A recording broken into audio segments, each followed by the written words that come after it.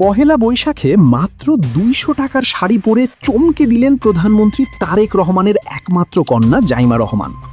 বাংলার চিরায়ত উৎসব পহেলা বৈশাখে যখন চারদিকে জৌলস আর জমকালো পোশাকের ছড়াছড়ি, তখন একেবারেই ভিন্ন এক চিত্র ফুটিয়ে তুললেন জাইমা রহমান।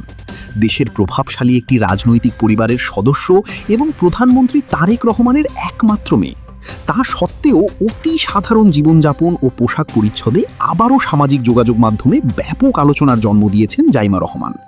এবারের বৈশাখী উৎসবে জাইমা রহমানকে দেখা গেছে সুতি কাপড়ের একটি সাধারণ লাল সাদা শাড়িতে। জানা গেছে এই শাড়িটির বাজার মূল্য মাত্র ২০০ টাকার কাছাকাছি। সাধারণ মানুষের মতো অতি সাধারণ এই শাড়ি পরে তিনি যোগ দিয়েছিলেন বৈশাখী অনুষ্ঠানে। কোনো প্রকার ভারী মেকআপ বা দামি গয়না ছাড়াই তার এই সিম্পল লুক সাধারণ মানুষের মন জয় করে নিয়েছে। হাতে সামান্য কিছু কাঁচের চুড়ি আর সাধারণ কেশ সাজায় তাকে বেশ স্নিগ্ধ লাগছিল। সদ্য সমাপ্ত ঈদুল ফিতরে জাইমা রহমানের পোশাক নিয়ে সামাজিক যোগাযোগ মাধ্যমে ব্যাপক প্রশংসা হয়েছিল।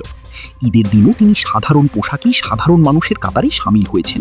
সেই ধারাবাহিকতা বজায় রেখে পহেলা বৈশাখেও তিনি বজায় রাখলেন তার নিজস্ব আভিজাত্য ও সরলতা। জাইমা রহমানের এই সাধারণ জীবনযাপন নিয়ে নেটিজেনদের মধ্যে ইতিবাচক আলোচনার ঝড় উঠেছে।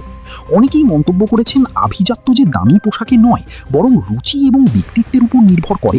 জাইমা রহমান তা আবারও প্রমাণ করেছেন। একজন রাজনৈতিক পরিবারের সদস্য হয়েও সাধারণ মানুষের ঐতিহ্য সংস্কৃতির সাথে মিশে যাওয়ার এই প্রবণতা অনেকের কাছেই অনুপ্রেরণামূলক। Icon focus 24 TV, powered by 4D Fourth Dimension। আমাদের চ্যানেলটি সাবস্ক্রাইব করে আমাদের সাথে থাকুন।